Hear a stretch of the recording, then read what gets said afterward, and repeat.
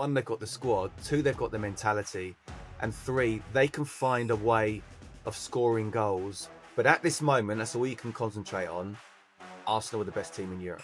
But Declan Rice was just absolutely sensational. He's playing the best football of his career right now, Declan Rice. So what a great time, you know. I've very rarely seen a player that seems to get better every season. And just when you think he can't get any better, he is. Without that performance over the whole season, Arsenal Football Club wouldn't have achieved what they're about to achieve. If Chelsea were to win this, the gap would close and people would automatically start talking about Chelsea as the closest challengers to Arsenal. But these are the two best teams in the Premier League meeting at Stamford Bridge on Sunday. Almost for the Premier League need Chelsea to win it, but I think Chelsea can get a draw. If Arsenal go to Stamford Bridge and win this game, then it is 100% theirs to lose. They've pretty much done everything, or they're on their way to doing everything, and they just look as if they're going to be even more stronger than before. Esteban stole the show. The kid already one of the best players in the Premier League. Looks like he'll be one of the world's best for years to come. For him to make this type of impact is nothing short of sensation. This is a world-class talent, and isn't it great that Chelsea have him? All right, Scotty, baby, okay?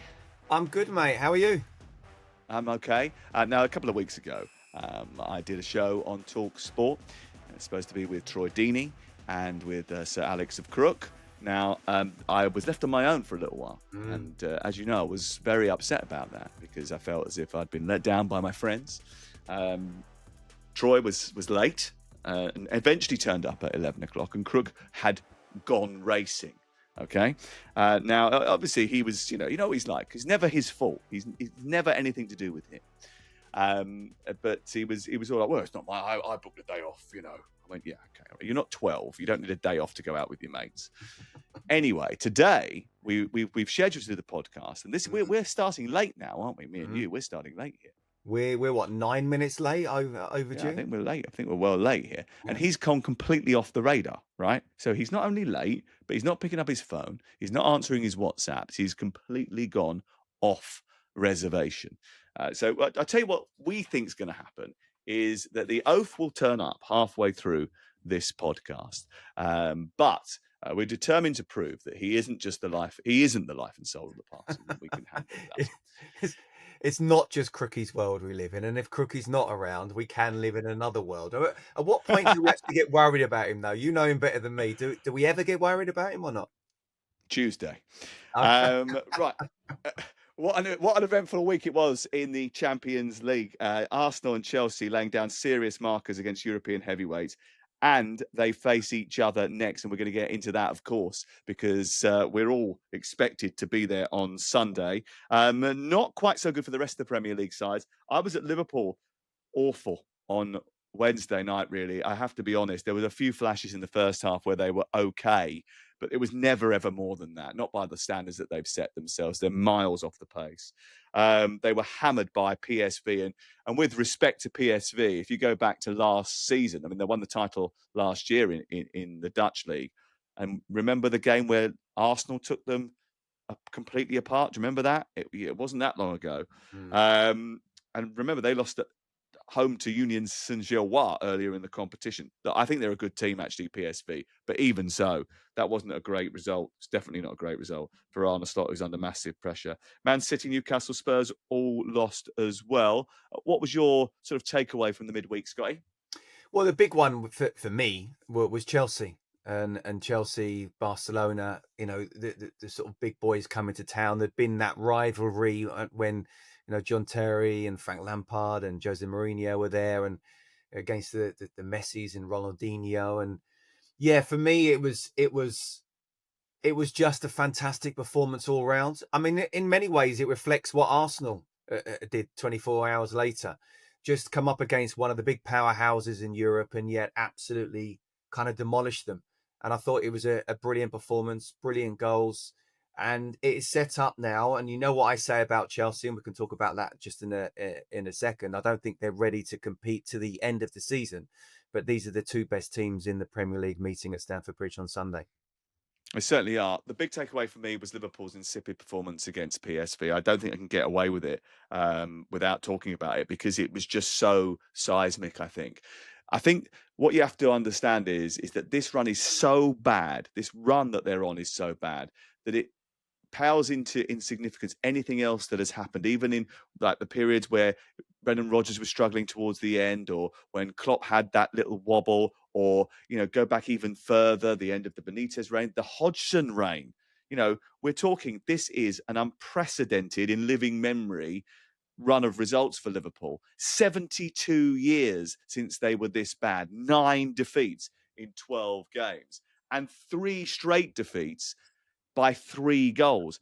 That cannot happen. They were so loose in terms of giving the ball away, but also not quick enough to get back, not strong enough in the tackle, not enough desire, not aggression. All the things that, like, literally, when you're going through a bad run, Scott, you know what it's like, right? The first thing that the manager does once you get to, I don't know, 3 or 4, you go, right, that's it now. We go back to basics. We sharpen up, we get compact, we close the spaces, we make sure we win our duels, our tackles, everything. We don't concede goals. You certainly don't concede 4 against PSV. No, and I remember Alan Kirbishley telling me a story that when he was manager, and I think Mick McCarthy was going through a bad run, and Sir Bobby Robson said to him, they were at Lillishall for a managers convention, and he said to Curbs, what would you do on this type of run? Before Curbs could even answer, he said, I'd play 11 defenders.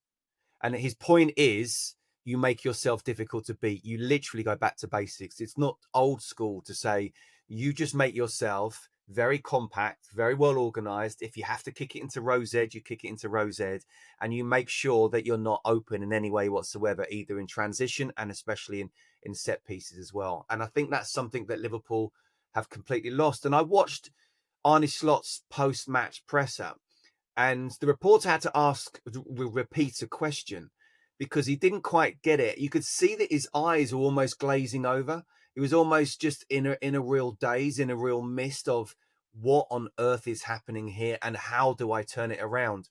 And in the pod on Monday, we were saying, I think you sort of asked the question, what do you do if you're meeting up with Richard Hughes, and what would you say? He needs to know that he knows what the problem is, or at least he's willing to get there step by step.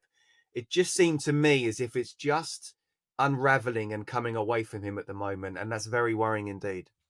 Well, he's not coming up with the solutions, and that's the issue. This is not a run that has just started. This has been going on for some time now. There has been an international break in the middle of this as well, so he's had time to get his thoughts together. Now, look, there are mitigating circumstances with Liverpool, and we always caveat our conversations with that because none of us can quite really understand the impact of the loss of a teammate in the dressing room. That has to be factored into any decisions that are being made and has to be factored into any discussions that we have.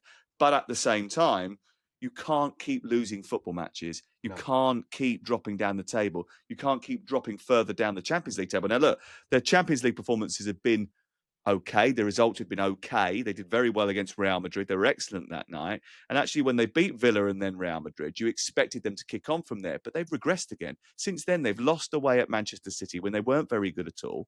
Go back to that game. Think about the goal where Manchester City build up on the left-hand side by their own corner flag and end up scoring at the other end. How on earth does a team that have just won the title allow a team, I know as good as Manchester City can be, to get all that way through the whole of the pitch, playing the ball to every single player without intervention? That Mm. cannot happen. That cannot happen. It certainly can't happen on a regular, and that is what is happening to Liverpool. And he's got to get it. He's got to get it sorted out because awkward games, West Ham and Sunderland in the next couple of weeks. I don't know. Do you give him a free pass because of the title, because of the circumstances, because of the influx of new players? Or what do you do here? Because it's very, very difficult, isn't it? This is a real test for the hierarchy as well as for Arne Slot. No, no, it is, and I don't think Liverpool have ever sacked a manager that has won them the top flight title. It's always been a couple of years down the line where they've kind of resigned or whatever. I wouldn't say as yet there's a question about sacking him. What I would say is like, can you find a solution? Now, I do feel sorry for him in a way because I think more now than ever, players seem to get away with it. ultimately, it's always down to the players, Sam. The managers are more important than they've ever been in terms of tactics, in terms of how they want their players to play, and also the sort of almost propaganda in the way they need to come across to the media and social media. But it always has been and always will be about the players. And if the players are not performing or making silly mistakes, you go through those goals where you were at Anfield last night. These are players where you can say, what are you doing there? Why are you putting your hand up? Why aren't you just getting rid of the ball? Why aren't you tucking round a little bit more and reading the situation? Why are you letting someone just go past you on the halfway line? So it's that mentality. So what Arne Slot has to do is control the controllables. He has to now pick his leaders, and also two, the ones that will work the hardest. They may not be the most talented, but they're the ones that he needs to get them out of the doo-doo that they're in right now. I don't want to call out individual players, but Virgil van Dijk stood up after the game against Nottingham Forest. He stood up a couple of times this season and he has given his opinion. He's come out quite stridently, almost called out some of his teammates and said, we've got to be better at this, we've got to be better at that. I mean, I cannot explain to you what on earth he was doing after 4 minutes of that game where he felt it appropriate to put his right arm in the air and touch that corner. I just don't get it. I mean, yes, he was being sort of manhandled a little bit, but not that much. It's a clear as day penalty. There's absolutely no excuses for it. And when your captain is making decisions like that, you're in a serious, serious problem. Yeah. And we talk about leaders in this situation. Again, why I feel Chelsea won't go on to win the Premier League this season, but they're not a million miles away. You need those leaders in the big moments to step up. And especially with the stat that I mentioned on Monday, they go behind, what was it? It'd be 9 out of 12 now. And yet they Yes, 9 out of 12 still times they've gone behind, yeah. still on, and they've lost every one of those games. So the moments so early in a game as well are so crucial. You're the leader, you're the captain. You just don't make those split second crazy decisions to put yourself and your team and then the fans emitting their disappointment with what they're seeing and nervousness onto everybody. So absolutely he has to, hold his hand up and he's one of them for sure. But there are many Liverpool players who you talk about the new players are not playing particularly well. Obviously, they've got certain injuries. Well, what happened with the tragedy of Diogo Jota? But it's actually the players that were there last season that are not performing anywhere near that they were, and that's what Liverpool need them to be. Yeah, you want them to hold their hands up, just not in the penalty area as a cross is coming in after 4 minutes. November 1953 to January 1954, the last time that Liverpool were this bad over the course of a dozen games in all competitions. Do you want to know what happened at the end of that season, Scott? Go on, you'll tell me. It's They not going didn't to get. happen. They didn't. They It's got not going to relegated. happen, but they got relegated. Yeah, it's not going to happen. It cannot happen. It cannot happen. But that's how bad the run is. I think it just underscores how bad the run is. And look, I think if you said to me at the beginning of the week, would they sack him? Would they make a change? I would have said absolutely not. He's got enough credit in the bank. There are mitigating circumstances, and he is a very calm and very good orator. And I'd say I believed in him. However, the performance was that bad, I thought, on Wednesday night that I think if it doesn't sharpen up over the next couple of games and he doesn't convince everybody that he's got a plan to turn it around, he could well find himself in a little bit of trouble. At the top of the Premier League table, Arsenal and Chelsea clash this weekend. They were the two big winners from the midweek action in the Champions League, and they meet at Stamford Bridge on Sunday. Arsenal beat Bayern Munich in midweek. It was billed as the two teams with 100% records and 100% defences, but it was another ruthlessly efficient display by the Gunners, and that's what Chelsea are going to have to deal with at the weekend, Scott. Yeah, I thought, well, look, both teams, it was just a brilliant performance from both sides. But if you're talking about Arsenal, they came up against a Bayern Munich side that are just absolutely blitzing every team that they play. And you can talk about the Bundesliga, but they've been doing the same in the Champions League as well. So this was a performance, and I must stress, we know what happened with PSG last season. PSG went to Arsenal. Arsenal won pretty clearly. If anyone had thought they'd go in and dominate in the way that they did, no one would have saw it. But at this moment, that's all you can concentrate on. Arsenal were the best team in Europe. And that second half, in the way that they stepped up and the way that Liverpool capitulated even more, Arsenal had that character and the substitutions. I mean, Madueke, Martinelli, Calafiori, Ben White, and Odegaard came on as well. So it just goes to show: one, they've got the squad; two, they've got the mentality; and three, they can find a way of scoring goals. And actually, shock horror, they conceded something which they don't normally do in the Champions League. So they are the complete side right now. And as I say, where they needed to step it up in the second half, they did just that. Bayern Munich couldn't live with their set pieces. But Declan Rice was just absolutely sensational. He is fantastic, isn't he? I mean, look, we talk a lot about Moises Caicedo, and the fact that those two are going to be on the same pitch at the same time on Sunday is quite a treat for everybody, really, isn't it? Because he's playing the best football of his career right now, Declan Rice. And what a great time! I was looking at the games last night, and you think Declan Rice playing the best football of his career, Harry Kane playing the best football of his career and in the best shape of his career. What a great time to be an England fan at the moment with those two players, Bukayo Saka playing incredibly well, Madueke coming off the bench and again scoring a goal last night. Terrific that you've got these talents playing so well. I think Rice's performance, though, have been elevated by the fact that they've had Zubimendi to come in and slot into that position at the base of the midfield. And he's very different to the other midfield profiles that they've had there in the past. He's not a destroyer. He's a metronome, isn't he? He's a player that dictates the pace of the game and he allows others to go and do their business. Yeah, he looks like he never gets into a sprint, but he's always in the right place when he needs to be. And if he needs to play one touch, he'll play one touch, two touch. He will keep it simple, or he can play that kind of vertical pass. But it's still, I mean, it allows Declan Rice to be that eight that he is, but it still needs Declan Rice to dominate in the way that he does. And I'm not in any way saying it's an easier position at playing the six and an eight, but the more you get further forward, the more difficult it is to dominate games. And Declan Mm. Rice, for him, with his running power, I mean, I've very rarely seen a player that seems to get better every season. And just when you think he can't get any better, he is. And there won't just be one player if Arsenal go on to win the Premier League that you can pin it down to. But if there's two or three, then he will definitely be in that, to say without that performance over the whole season, Arsenal Football Club wouldn't have achieved what they're about to achieve. I'm not sure that Mikel Arteta gets enough credit. I think because Mikel Arteta is Mikel Arteta, he was the assistant manager at Manchester City, and then all of a sudden he was the Arsenal boss, and it was his first job, and he was 36 or something when he got it. There's a little bit of skepticism or sort of a bit sneering towards him because he's never done maybe the hard yards of going through the EFL or hasn't gone away and managed Real Sociedad first. Or do you know what I mean? It's almost a little bit like he was given the keys to the castle too cheaply.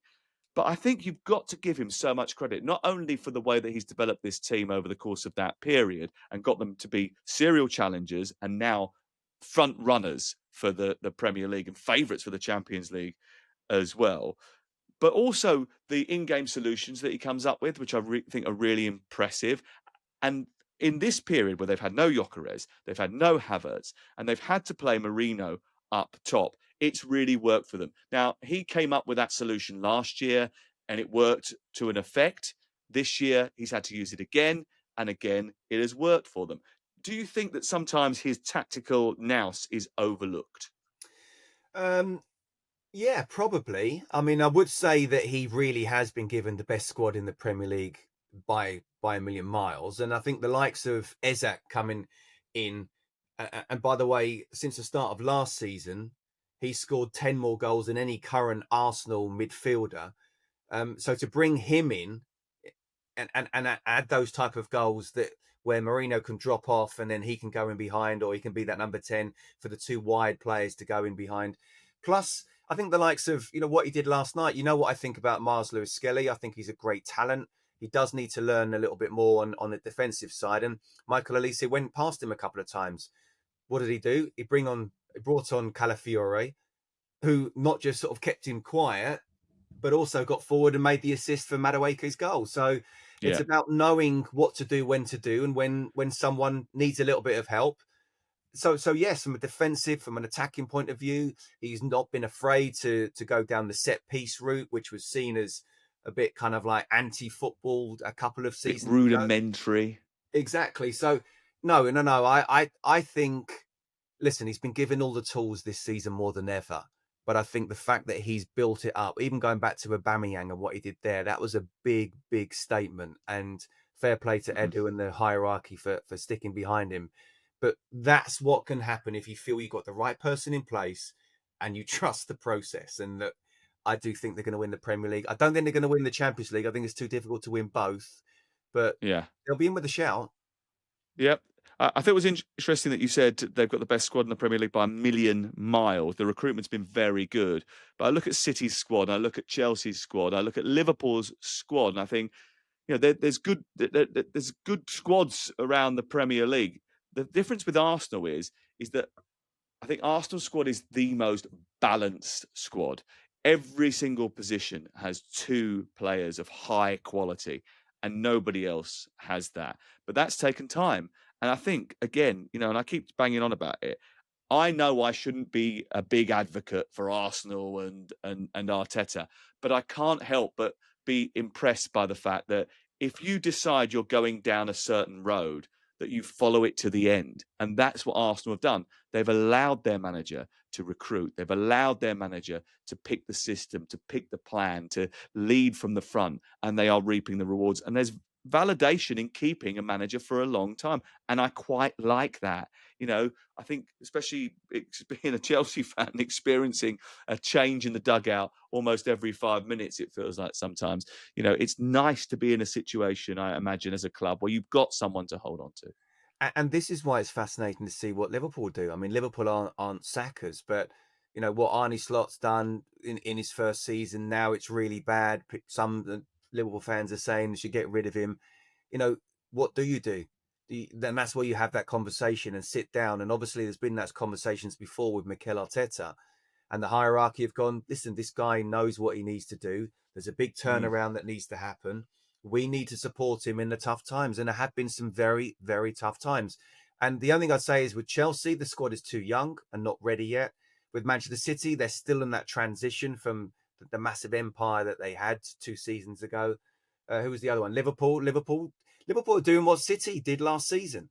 But City won 4 straight Premier League titles, not just one. So it's is theirs to lose for sure, and 100%. And that's why this game at Stamford Bridge, almost for the Premier League, need Chelsea to win it. But I think Chelsea can get a draw. You would say that.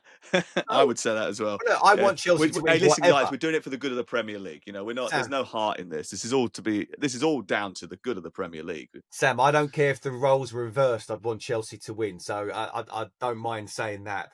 But what I am saying is, if Arsenal go to Stamford Bridge and win this game, then it is 100% theirs to lose. They've pretty much done everything, or they're on their way to doing everything, and they just look as if they're going to be even more stronger than before.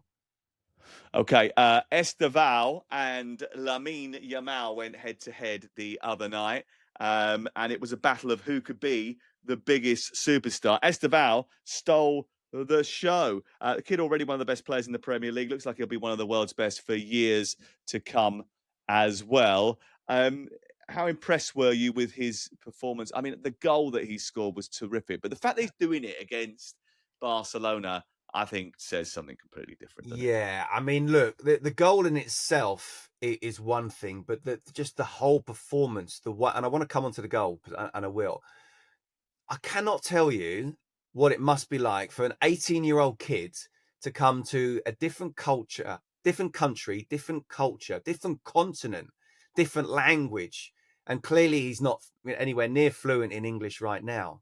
But to look as if he's been playing in this particular league when he's 8 stone wet through in what we say is always the most physical league in the world, for him to make this type of impact is nothing short of sensational. Now, the goal itself had absolutely everything. It had directness, it had pace, it had skill, it had strength, it had 2 foot, it had close control, and then it had a Mm. wonderful strike at the end. So, I mean, look, I still I think Enzo Maresca's dealing with him really well. I think he's managing him and making sure he's not playing in him every single game all the time and then relying on him too much. And later on in the season, he will tire.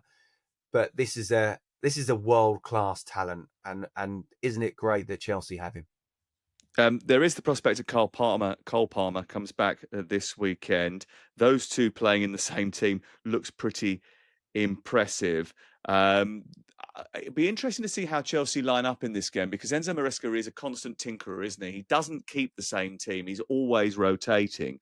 Will James play in midfield to try and add a little bit of ballast in there? Will it be Caicedo, Enzo, Fernando? Will they go for an extra defensive midfield player as they did earlier in the season? Will he try something different like he did against Liverpool when he played Malagusto in midfield and went man-to-man all over the park and then, had the finishes that came on and changed the game late in the match? It's going to be tactically intriguing, I think, this match between the two teams at the top of the Premier League. And of course, if Chelsea were to win this, the gap would close and people would automatically start talking about Chelsea as the closest challengers to Arsenal. I don't think whatever happens, that's possible for Chelsea because of the leadership angle. I don't think there's enough of that in the team right now.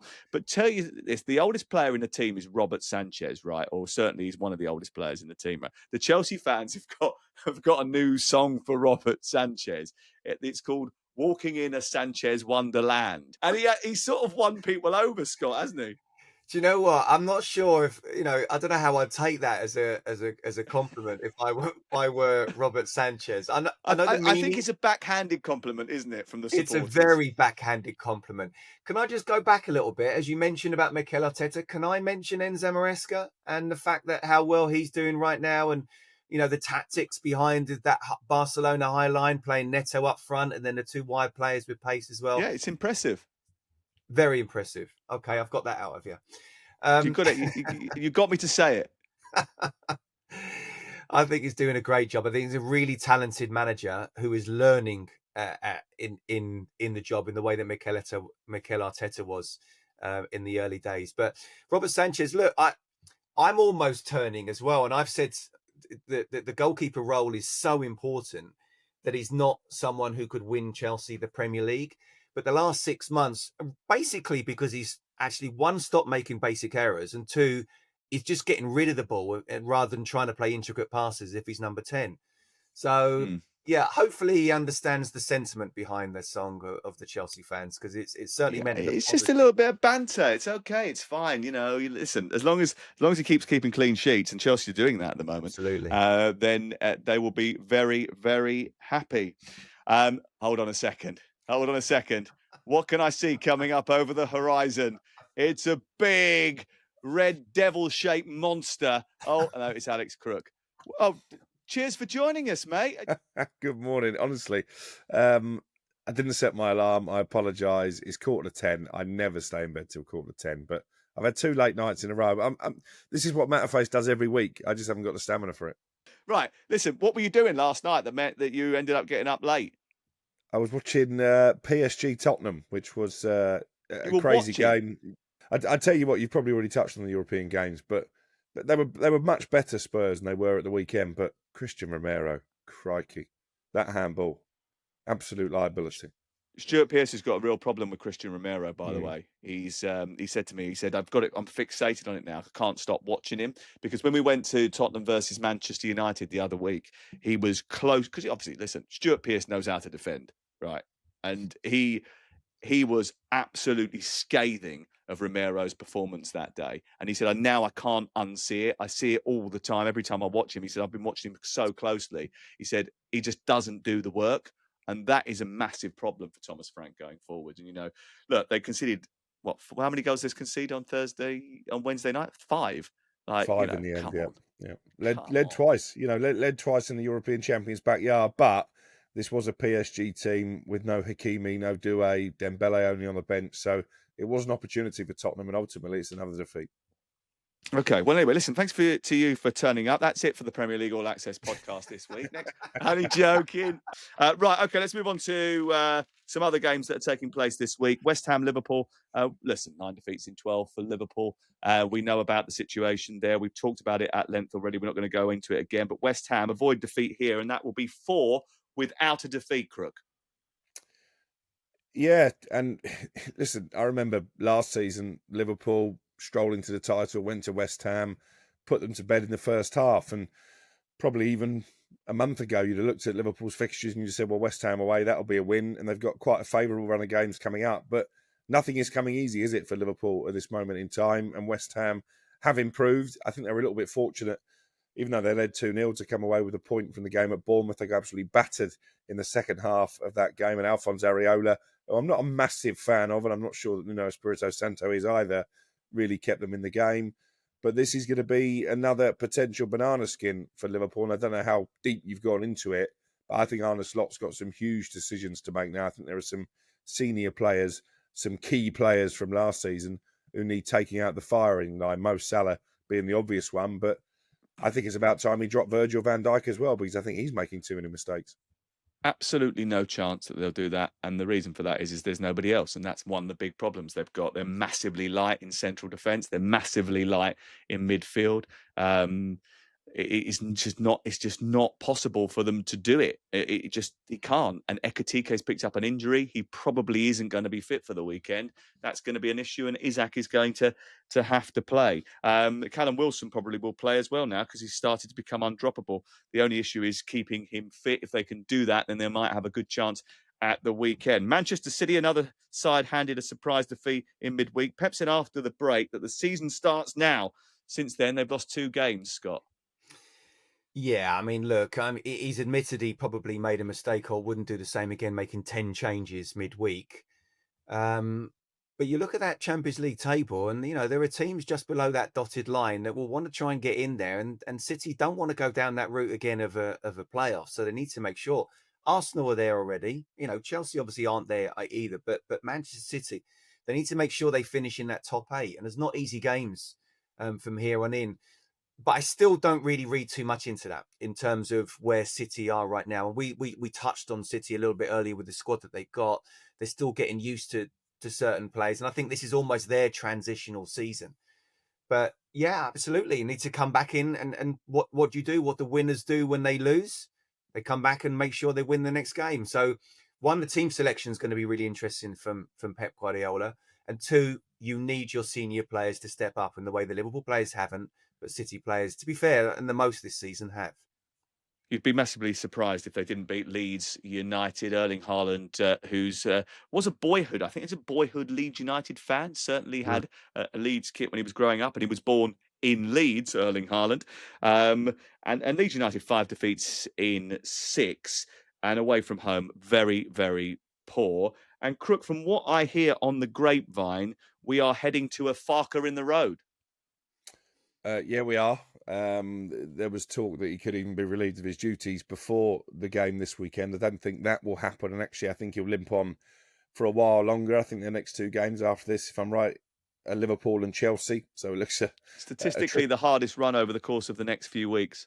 Yeah, and obviously Leeds fans are dissenting already, which I think is a little bit harsh because I'm not sure they're underperforming that much when you look at the squad, the lack of options. Obviously didn't invest properly in the forward areas in the summer, and I think ultimately that's why they're floundering. But when the fans start to turn, it's only a matter of time for a manager, and from what I'm hearing, the 49ers are actively seeking replacements. Brendan Rodgers has been mentioned to me, Ange Postecoglou as well, so certainly one to keep tabs on. Just on City, I didn't see the game because I was at Stamford Bridge, but driving home, listening to the sports bar, Savinho, Oscar Bob and Rico Lewis got a lot of stick from the Manchester City fans.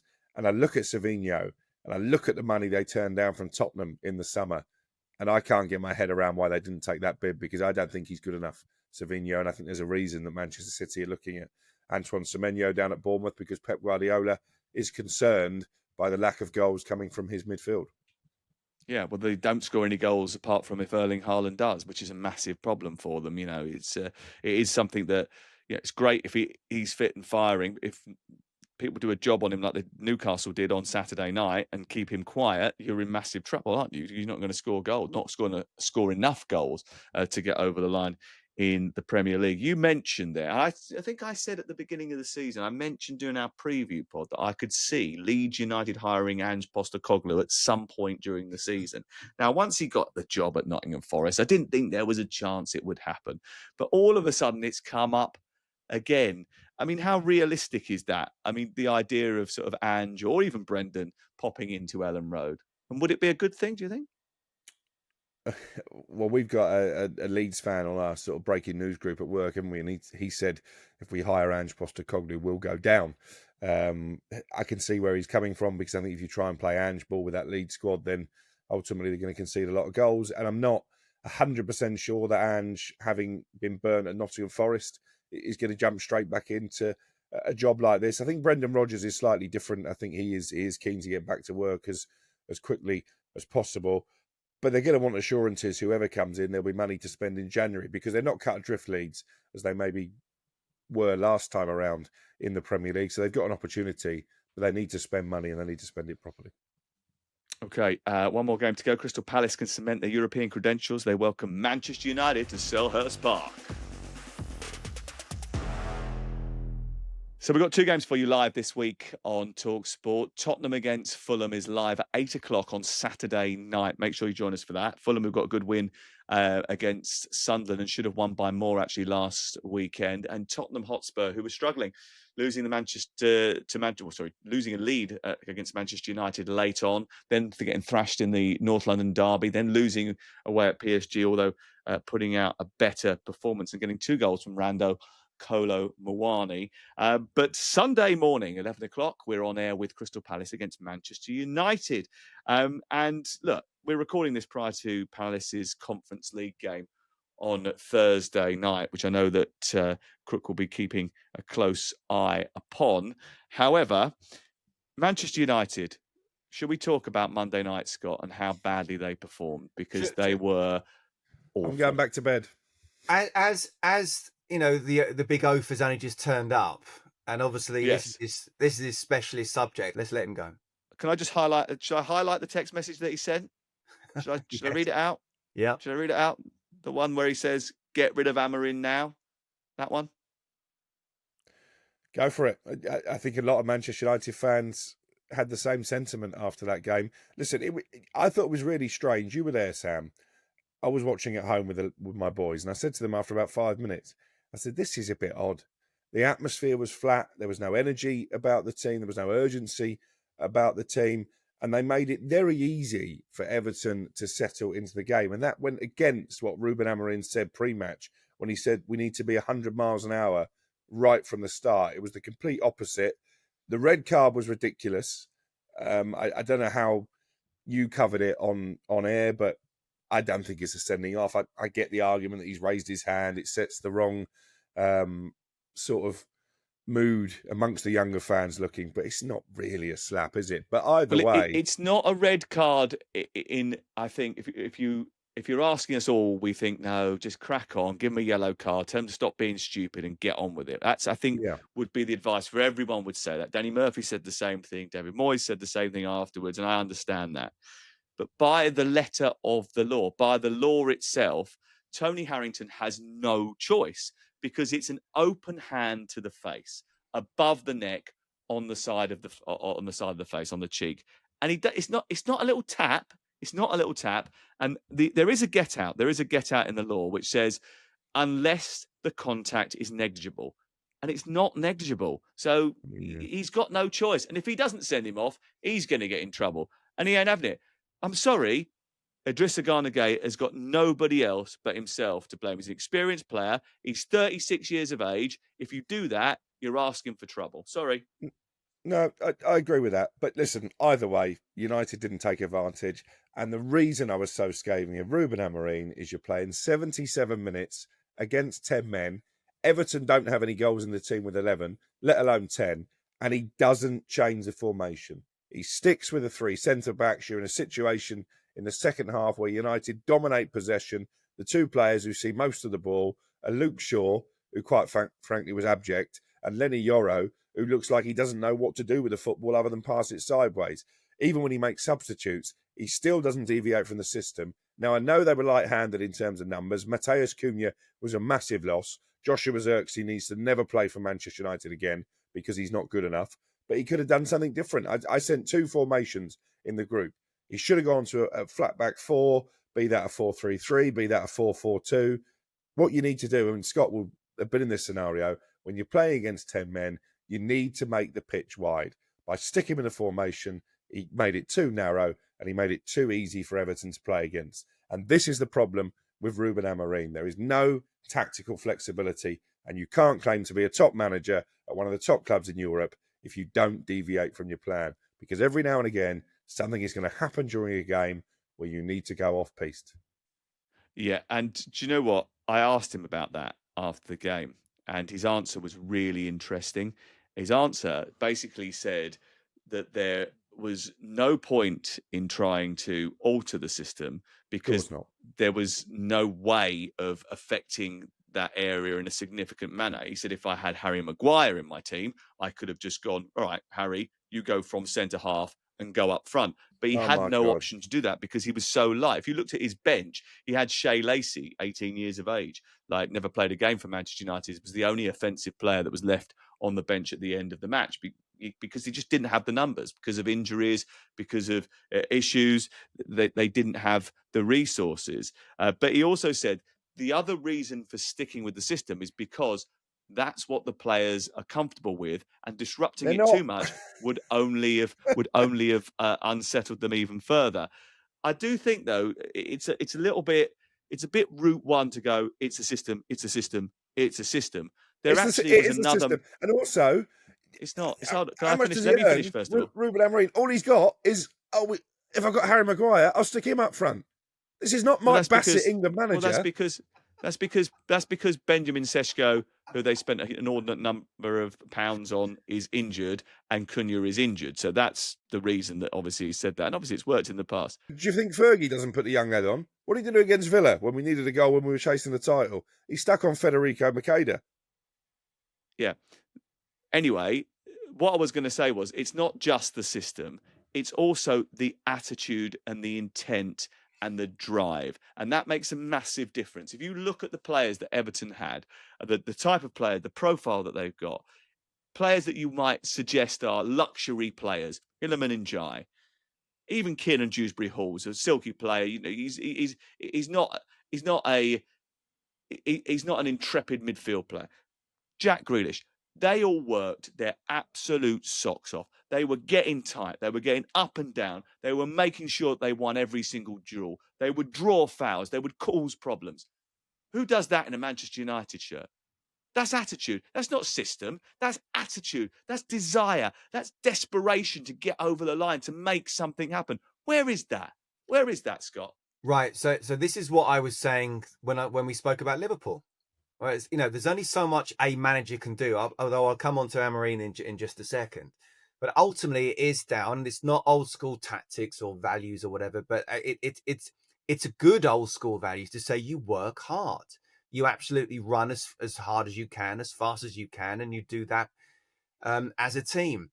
And it just feels like certain players either believe that's not what they do and not got them to be a Manchester United player, or the shirt is too heavy for them even now. And we talked about how it would take 3 or 4 windows to turn it around. However, Ruben Amorim, and I'm with Crookie on this, if you're 2 centre-halves, and I know Luke Shaw's predominantly a left-back, but he's a defensive player who can get forward. If they're getting the most touches on the ball, you're getting the wrong people on the ball.